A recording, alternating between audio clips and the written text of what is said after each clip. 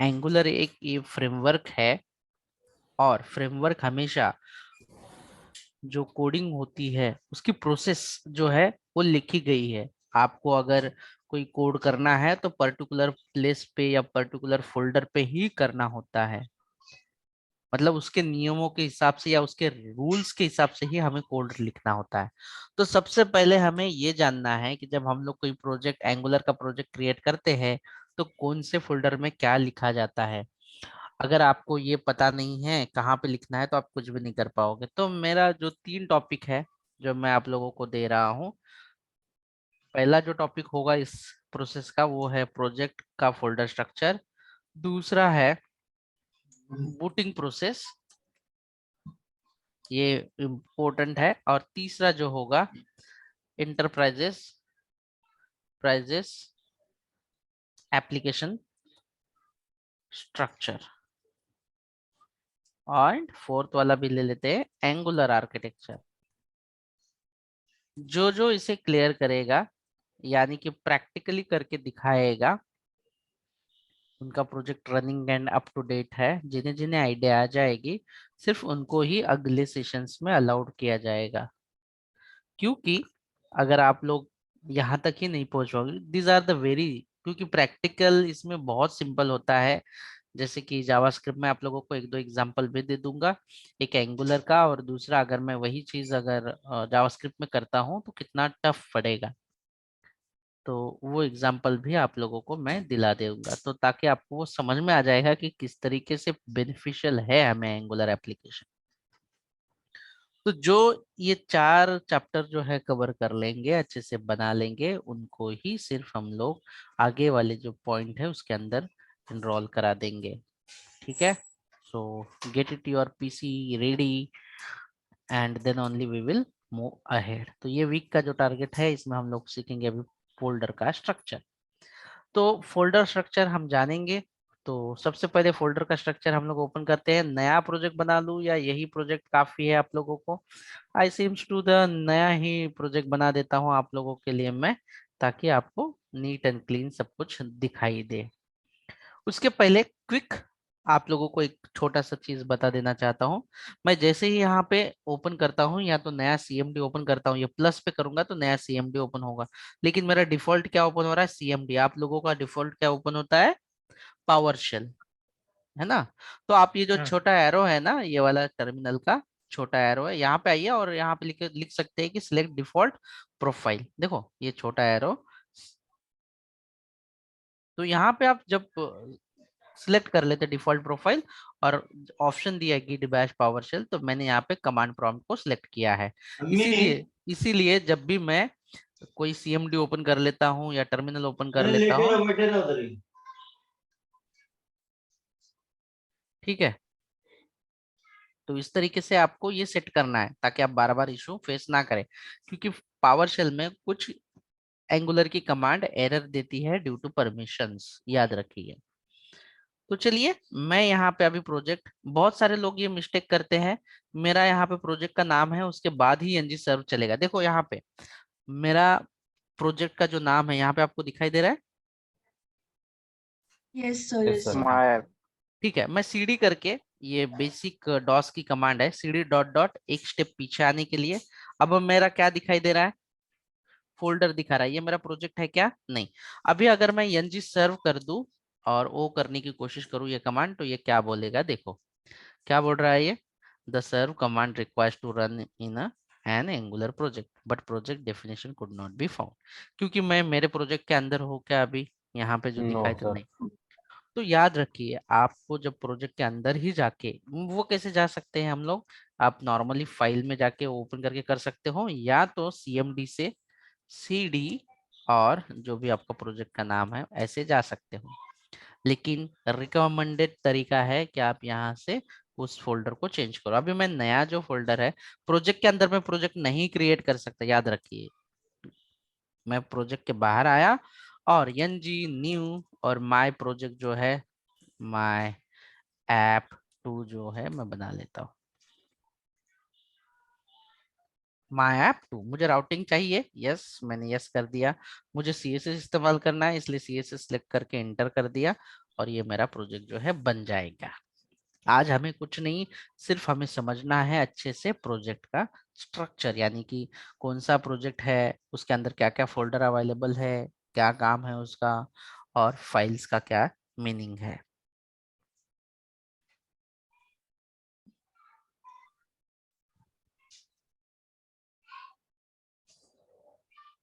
ये बेसिक चीजें हैं जो आपको अच्छे से आनी चाहिए। ज्यादा डिफिकल्टी लेवल नहीं है एंगुलर की, और nor React as well, but आप लोगों को मन में होता है कि ये डिफिकल्ट है, बट बिल्कुल भी डिफिकल्ट नहीं है। सिंपल लेवल से अगर आप सोचोगे इसको, एक बार आपका अगर बेस मजबूत हो जाएगा तो आप कोई भी बड़े बड़े प्रोजेक्ट बना सकते हो। आपका बूटिंग प्रोसेस, फोल्डर स्ट्रक्चर, ये क्लियर होना जरूरी है।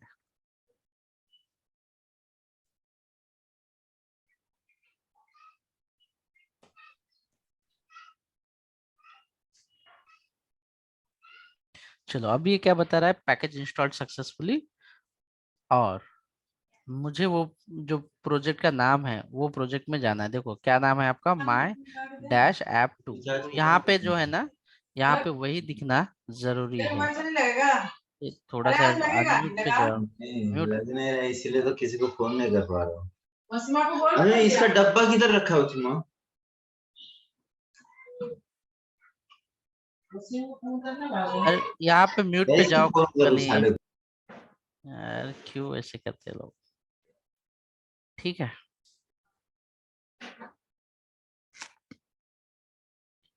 तो यहाँ पे अभी मेरा प्रोजेक्ट दिखाई दे रहा है क्या, अभी जो हमें होना चाहिए, जो हमारे प्रोजेक्ट का हाँ नाम था सर। माई ऐप टू होना चाहिए। यहाँ पे आइए, ओपन फोल्डर कर दीजिए, और फिर माई ऐप को सिलेक्ट, यहाँ पे देखो फोल्डर नेम आएगा, तो आपको डिस्प्ले होगा। अगर आपका ये इस तरीके से प्रोजेक्ट आता है तो ये सेफ होता है, एक एट अ टाइम एक ही प्रोजेक्ट जो है आपको दिखाई देना चाहिए। अब मुझे आप लोग गाइड करोगे एक एक करके कि फोल्डर स्ट्रक्चर में सबसे पहले पहला जो फोल्डर दिख रहा है यहाँ पे आपके सामने, ये कौन सा है, आपका माई ऐप टू, जो कि आपके प्रोजेक्ट का नाम है। तो यहाँ पे लिख देते हैं हम लोग माई ऐप टू। ये क्या नाम है, प्रोजेक्ट नेम।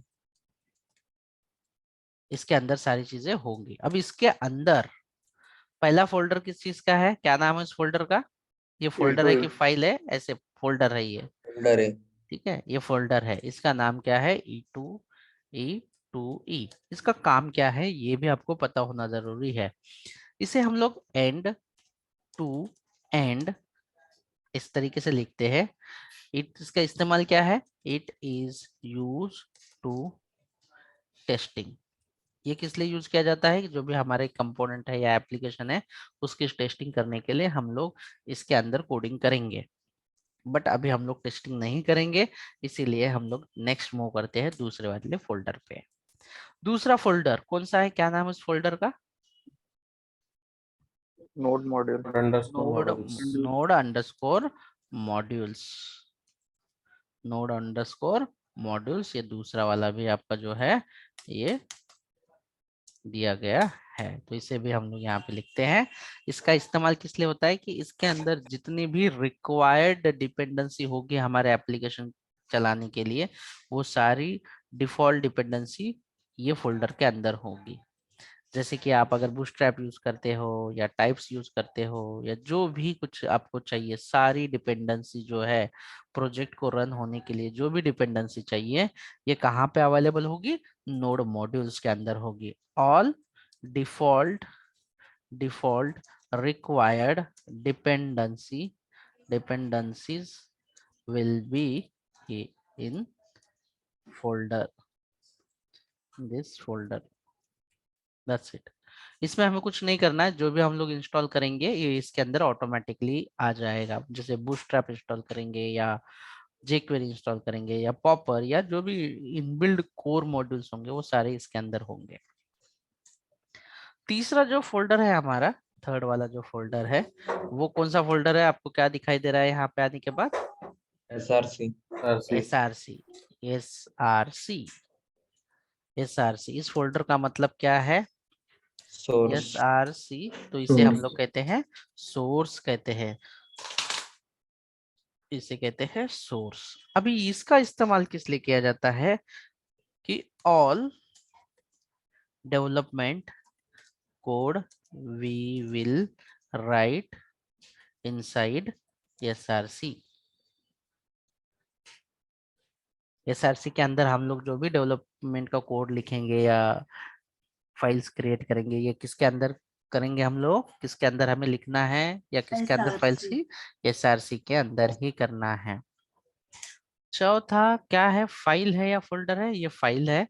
ये यहाँ पे ब्राउजर की लिस्ट होगी, ये भी डिफॉल्ट आएगा, that is not for us. Editor config मैं ये भी लिख देता हूँ ब्राउजर्स लिस्ट, ये फाइल है।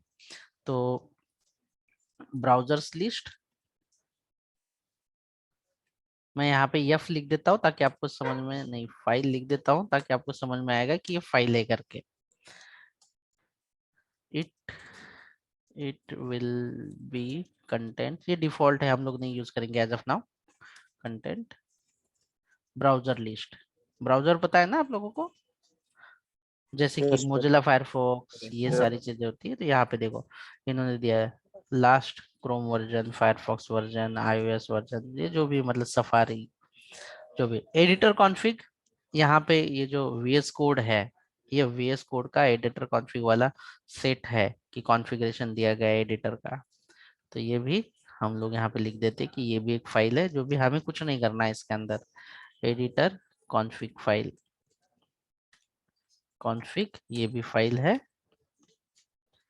Related to VS code.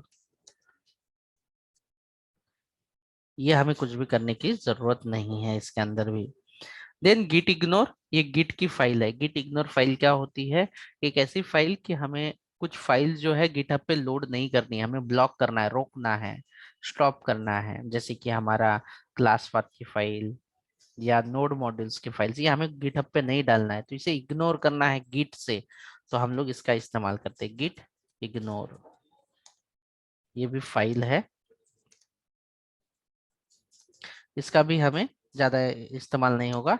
It will ignore the files to upload on GitHub, मतलब कि कुछ फाइल हमें नहीं डालनी है गिटहब पे, तो उसे हम लोग इसमें लिख सकते हैं कि these are the types of files will not uploaded on GitHub. तो ये गिट इग्नोर में हमें लिखना होता है। देन उसके बाद क्या है? This is the very important file, सबसे ज्यादा इंपॉर्टेंट फाइल ये है। इसका नाम क्या है? angular.json। यहाँ पे आप ध्यान दे के पढ़ोगे तो ही समझ में आएगा, ये बहुत ही इंपॉर्टेंट फाइल है। angular.json जितने भी प्रोजेक्ट का कॉन्फ़िगरेशन है या सेटिंग्स है, वो सारी कॉन्फ़िगरेशन एंड सेटिंग्स इसके अंदर ही होती है।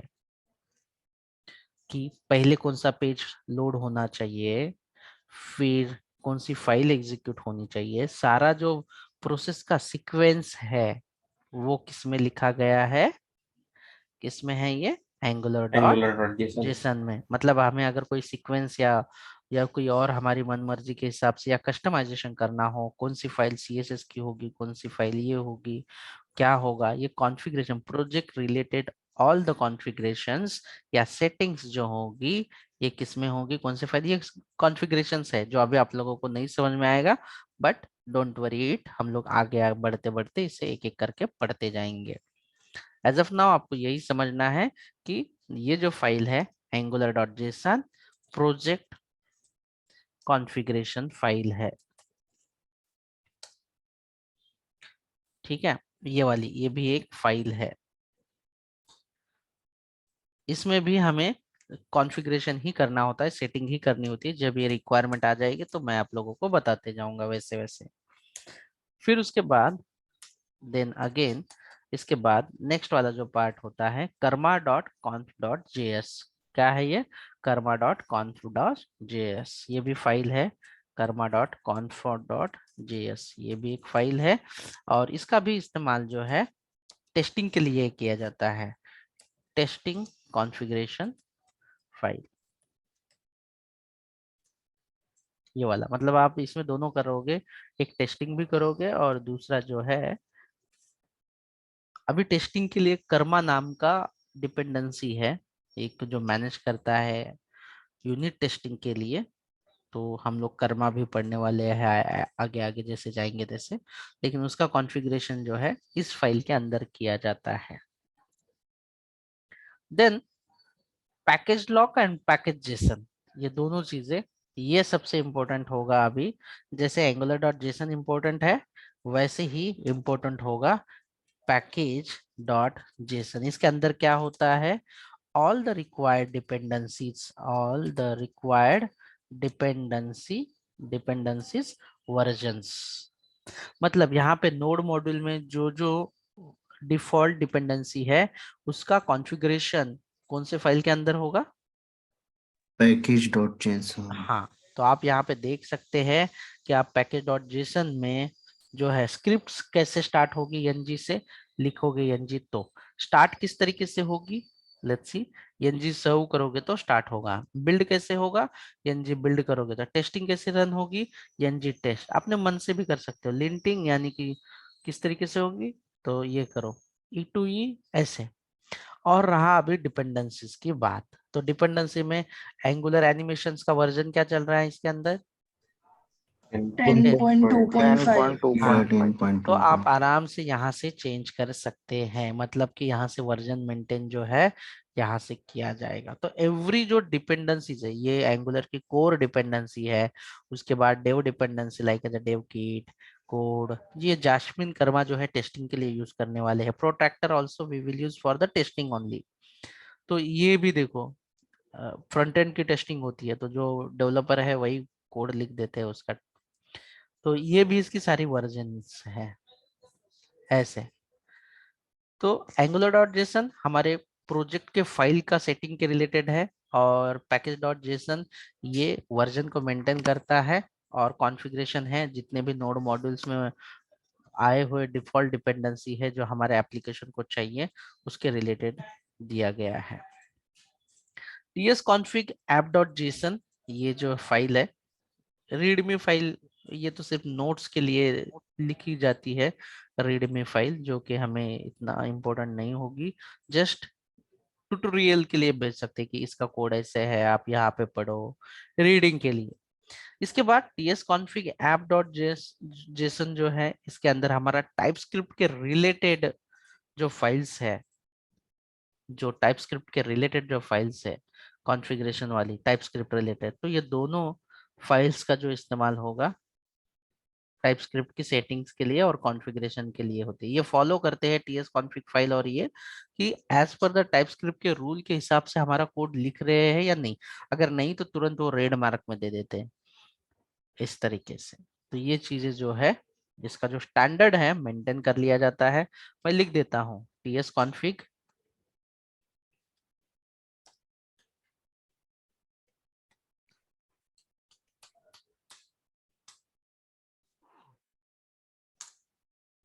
tsconfig, ठीक है, जेसन। ये भी एक फाइल है, इट मेंटेन टाइपस्क्रिप्ट स्टैंडर्ड, इस तरीके से। इसके बाद जो आपको दिया गया है सेम ts लिंट है और वही है tsconfig डॉट स्पेक, ये टेस्टिंग वाला पार्ट है। तो ये भी उसी के लिए टाइपस्क्रिप्ट की टेस्टिंग वाला पार्ट हम लोग कर सकते हैं। It is use to TypeScript testing and then finally one हमारा जो रहेगा वो है tslint। tslint ये भी एक फाइल है,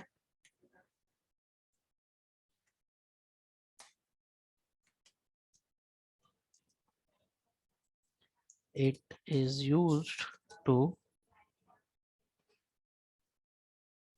manage STS lint tool। बस ये है आपके फोल्डर का स्ट्रक्चर जो रूट में है। तो सबसे ज्यादा काम में आने वाली या सबसे ज्यादा यूज करने वाले जो है कौन सा है, तो सबसे पहले ये वाला एक सबसे ज्यादा इस्तेमाल होने वाला है। देन हमारा सबसे ज्यादा तो वो एक नंबर पे वो है। ये में हम लोग थोड़ा थोड़ा यूज करें एक बार प्रोजेक्ट कॉन्फ़िगरेशन के लिए। और पैकेज डॉट जेसन हमें नहीं इस्तेमाल करने की जरूरत, क्योंकि ये ऑटोमेटिकली इसके अंदर वर्जन अपडेट होते हैं, हमको सिर्फ एंगुलर CLI कमांड चलाना है। तो नंबर 1 टॉप पे हम लोग सबसे ज्यादा क्या इस्तेमाल करने वाले हैं यहाँ पे, बाकी के सारे एंड टू एंड ये जो फाइल्स है नोड मॉड्यूल्स ये तो डिफॉल्ट होंगी। ये सारी जो है हम जब हमें सेटिंग्स या प्रोजेक्ट रिलेटेड सेटिंग करनी हो, कॉन्फ़िगरेशन करना हो, तो ही हम लोग कुछ देखेंगे। नहीं तो हमें सिर्फ कितना फोल्डर इंपॉर्टेंट है, only 1 folder is very important in the phase of development, SRC। क्या आप लोगों को ये रूट वाला कोई कंफ्यूजन है, कोई डाउट है, कुछ नो सर। पूछना है आप लोगों को? One by one. नो, तो रूट लेवल के सारे हमने फोल्डर्स एंड फाइल्स को हमने डिस्कस किया है। अब हम लोग SRC के अंदर इंटर करेंगे, जो कि सोर्स के अंदर हमें कोड लिखना होता है। एंड हम लोग चले जाते हैं SRC के अंदर। तो SRC यहाँ पे अवेलेबल है, तो मैं यहाँ पे लिख देता हूँ। सबसे पहले कौन सा फोल्डर आप लोगों को दिखाई दे रहा है? ऐप। ऐप फोल्डर दिखाई दे रहा है। तो ऐप फोल्डर जो है ये डिफॉल्ट कंपोनेंट है एंगुलर का, default component of angular. By default ये आ जाएगा। कंपोनेंट क्या है आगे बढ़ेंगे हम लोग, लेकिन पहले हम लोग फोल्डर स्ट्रक्चर के बारे में डिस्कस करेंगे। ऐप के बाद नेक्स्ट जो है आपका कौन सा फोल्डर है? एसेट्स है। तो एसेट्स है यहाँ पे। और एसेट्स आपको जैसे मैंने कहा फ्रेमवर्क जो है उनके हिसाब से ही हमें चलना होता है। तो एसेट्स के अंदर जितने भी आपके इमेजेस फोन्स है सारे यही फोल्डर पे अगर आप डालोगे तो ही आप एंगुलर एप्लीकेशन में इस्तेमाल कर सकते हो, नहीं तो नहीं होगा। क्या आपने मर्जी का कोई भी फोल्डर बना के उसके अंदर आप इमेज, जैसे हम लोग नॉर्मली करते थे इमेज ऑडियो वीडियो CSS बनाते थे, वैसे चलेगा इसमें एंगुलर में? नहीं। उन्होंने जो प्लेसेस दिए हैं वहीं पे वो फाइल डालनी होगी। सो आपकी जो भी इमेजेस हैं जो आपको ये एंगुलर के प्रोजेक्ट में इस्तेमाल करनी है वो कहाँ पे डालना होगा आप लोगों को? कौन से फोल्डर में आपको पुट करना होगा? एसेट्स में ही पुट करना होगा। all the media files must be in this folder, नहीं तो नहीं चलेगा। इन्वायरमेंट, अभी इन्वायरमेंट जो है रियल टाइम में इन्वायरमेंट का मतलब होता है कि अलग अलग मशीन सिस्टम्स या एक ऐसे तरीके का मैकेनिज्म जहाँ पे अलग अलग सॉफ्टवेयर की कैटेगरी हम लोग इंस्टॉल करते हैं। इंस्टॉलेशन का इन्वायरमेंट बोल सकते हैं कि हमने जो डेवलप किया है सॉफ्टवेयर वो कहाँ पे इंस्टॉल किया जाएगा, तो पर्टिकुलर इन्वायरमेंट पे हम लोग इंस्टॉल कर सकते हैं। यानी कि इंस्टॉलेशन ये सही वर्ड नहीं है, हम कह सकते हैं कि डिप्लॉयमेंट। तो डिप्लॉयमेंट अलग अलग सिस्टम में की जाती है। तो कौन सी अलग अलग सिस्टम होती है, इन्वायरमेंट हम वो भी देखेंगे बाद में। इन्वायरमेंट, बस environment, deployment to the multiple systems, आप वर्चुअल सिस्टम हो या नॉर्मल कंप्यूटर। और वो वाली इन्वायरमेंट कौन सी होती है? डेव इन्वायरमेंट होती है, क्यूए इन्वायरमेंट होती है, उसके बाद UAT या इसे स्टेज इन्वायरमेंट भी कहा जाता है। और फोर्थ वाली जो इन्वायरमेंट है वो है प्रोडक्शन या इसे प्रॉड भी कहा जाता है। तो मैं इस थोड़ा थोड़ा आप लोगों को बता देना चाहता हूँ कि डेव इन्वायरमेंट जो होती है डेवलपर इस्तेमाल करते हैं। दिस इन्वायरमेंट मतलब कि डेवलपर कोड को डेवलप करेंगे और वो सिस्टम पे डिप्लॉय करेंगे। Developer developer developer will develop develop application and deploy on this system। तो उसका जो कॉन्फ़िगरेशन या सेटिंग होगा ये डेव फाइल में ही करेंगे, यही इन्वायरमेंट में करेंगे। क्यूए, क्यूए यानी टेस्टर्स जो होते हैं, tester will get code from dev environment. एक बार डेवलपर ने बोला कि डेवलपमेंट डन हो गई, मेरा सारा अच्छे से चल रहा है एप्लीकेशन, तो वो जो कोड है वो क्यूए अपने सिस्टम पे ले लेंगे, यानी लोकल नहीं, वर्चुअल हो सकती है या सर्वर हो सकता है, उस पे लेंगे और उस पे डिप्लॉय करेंगे और वहां पे वो लोग टेस्ट करेंगे कि क्या जितने भी टेस्टिंग सिनेरियोज दिए थे वो सारे सिनेरियो पास हो रहे हैं या नहीं। अभी एक बार क्यूए ने अप्रूव कर दिया है कि एवरीथिंग वर्किंग फाइन, तो यूजर जो होता है यानी कि जो क्लाइंट होता है, जैसे कि for example Tata consultancy and services जो है एसबीआई बैंक का सॉफ्टवेयर बनाते हैं। अगर टीसीएस के डेवलपर ने सॉफ्टवेयर बना दिया है और टीसीएस के क्यूए ने वो टेस्ट किया है, तो एसबीआई के जो टेस्टर्स होते हैं वो टेस्ट करेंगे। क्या टेस्ट करेंगे कि जो भी फंक्शनैलिटी डेवलप करने के लिए बोला है वो सही से हुआ कि नहीं। तो वो कौन सी इन्वायरमेंट में चेक करेंगे, तो उसे यूएटी या स्टेज इन्वायरमेंट बोला जाता है। सॉफ्टवेयर बना रहे हैं हम एसबीआई का, तो एसबीआई एक क्लाइंट हो गया है टीसीएस का, तो वो एसबीआई वाले जो डेवलपर होंगे ये यहाँ पे जो है टेस्ट करेंगे उन्हें, ये इन्वायरमेंट। तो उसका जो इन्वायरमेंट है तो हम लोग इसे यूएटी या स्टेज इन्वायरमेंट कहते हैं। The client will test. अभी अगर सब लोगों ने, डेवलपर ने टेस्ट करके दे दिया, डेवलप करके क्यूए ने टेस्ट करके दे दिया, फिर कस्टमर ने खुद टेस्ट कर लिया, उसका सॉफ्टवेयर सही चल रहा है फंक्शनैलिटी, फाइनली ग्लोबली प्रोडक्शन पे आ जाएगा। जो कि एसबीआई का सॉफ्टवेयर अगर कॉमन नॉर्मल पीपल अगर यूज कर रही है पब्लिक, तो वो पब्लिक तक आ जाएगा, पब्लिक इस्तेमाल करना लगेगी, या उसके जो भी एंड क्लाइंट होते हैं वो लोग इस्तेमाल करेंगे ऐसे। तो इतने लेयर से बनते हुए सॉफ्टवेयर आप तक पहुंचता है और ये अलग अलग सिस्टम में सॉफ्टवेयर का जो कोड होता है वो ले लेके टेस्ट किया जाता है। आप नॉर्मल लॉगिन का फॉर्म भी क्यों ना बनाए एचटीएमएल में, तो इतने लेयर से होते हुए गुजरता है, यानी इतने इन्वायरमेंट से। और हर इसका यूजर नेम पासवर्ड अलग अलग हो सकता है, कॉन्फ़िगरेशन अलग हो सकता है, सेटिंग्स अलग हो सकती है, इसीलिए हम लोग अलग अलग इन्वायरमेंट लिख देते हैं। तो वो जो इन्वायरमेंट होती है डेव क्यूए यूएटी प्रॉड, हम लोग इन्वायरमेंट के अंदर सेट कर देते हैं, ये फोल्डर का इस्तेमाल किया जाता है। तो क्या आप लोगों को तीनों फोल्डर जो है, ऐप फोल्डर डिफॉल्ट कंपोनेंट है, एसेट इसके अंदर मीडियाज आ जाता है, इमेजेस वीडियोस वगैरह जो भी कुछ आपको चाहिए। इन्वायरमेंट्स में मोस्टली 4 इन्वायरमेंट होती है, डेव, क्यूए, प्रॉड, स्टेज या यूएटी, आप स्टेज कह सकते हैं। प्रोडक्ट बेस्ड कंपनी में स्टेज कहा जाता है, सर्विस बेस्ड कंपनी में यूएटी कहा जाता है उसे। तो बाय डिफॉल्ट यहाँ पे प्रॉड की फाइल क्रिएट होती है, लेकिन क्यूए टेस्ट ये हमें बनाना जरूरी होता है, जो हम लोग आगे रियल टाइम इम्प्लीमेंटेशन सीखेंगे आगे बढ़ते हुए। That's it. तो ये तीन ही फोल्डर थे इसके अंदर। क्या आप लोगों को इसमें कुछ कंफ्यूजन है जो मैंने आप लोगों को लिख के दिया है यहाँ तक?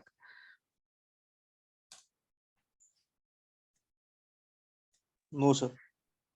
तो अभी फाइल स्टार्ट हो जाती है आपकी। फेविकॉन डॉट आइकॉन, ये एक आइकॉन है, ये देखो, इसका कुछ लेना देना नहीं, ये क्या है, आइकॉन है, दैट्स इट, कोई फर्क नहीं। Index dot H T M L, क्या आप इसे पहचानते हो index dot H T M L को? Yes sir. Good. Favicon dot icon जो एंगुलर का स्टार्टअप में, it is icon for startup project, मतलब जो भी प्रोजेक्ट आते हैं उसके आइकॉन जो है, यहाँ पे देखो ये वाला, किधर गया, माय ऐप वाला था ना, एक रन करने के बाद यहाँ पे आपको दिखाई देगा छोटा सा, वो भी डिस्प्ले करा देता हूँ आइकॉन। फिर उसके बाद होती है index file, index dot index dot index dot H T M L. इसका इस्तेमाल किस लिए किया जाता है, all the all the component will be will be display in this HTML. ठीक है, इसी में डिस्प्ले होंगे सारे। एंगुलर जो है वो क्या है, एंगुलर जो है सिंगल पेज एप्लीकेशन है। ठीक है, एक मिनट गाइस।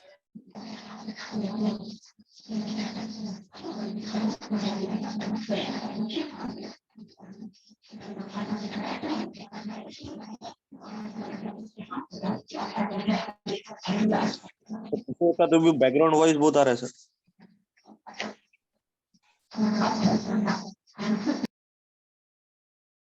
हाँ, तो चलिए अभी index.html जितने भी आप कंपोनेंट लोगे एक ही पेज होगा HTML का, और ये मेन जो है ये मेन पेज है। इसी के अंदर सारे जितने भी आपके छोटे छोटे कंपोनेंट है वो सारे यही पे दिखाई देंगे।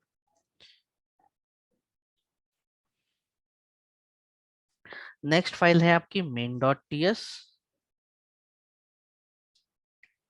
main.ts ये फाइल है, ये इस्तेमाल करेगी प्रोजेक्ट को स्टार्ट करने के लिए। It is use to start the project,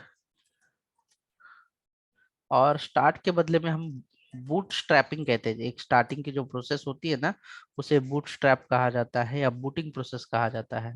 strapping the project, boot strapping the strapping, starting को ही हम लोग बूट स्ट्रैप कह सकते हैं। इसे हम लोग लोड करना या स्टार्ट करना, इग्निशन देना main.ts। उसके बाद polyfills.css, ts जो है पॉलीफिल्स, इसका हम लोग अभी तो फिलहाल कोई यूज नहीं है, बाद में हम लोग इसको डिस्कस करेंगे अलग चीज के लिए, विल डिस्कस लेटर। ये वाला मैं आप लोगों को कवर करा देता हूँ। पहला है style.css। कौन सा है? style.css। ये आपकी ग्लोबल CSS फाइल होगी, ग्लोबल CSS फाइल। मतलब कि आप यहाँ पे जो भी टैग पे इम्प्लीमेंट करोगे वो सारे कहीं पे भी इस प्रोजेक्ट के अंदर वो CSS का क्लास या वो CSS का इम्प्लीमेंटेशन अप्लाई होगा। एंड देन फाइनली आपकी एक फाइल होती है जिसका नाम है test.ts। टेस्टिंग की ग्लोबल फाइल जो है ये होगी test.ts। जो भी हम लोग टेस्टिंग करेंगे, global testing file, that's it.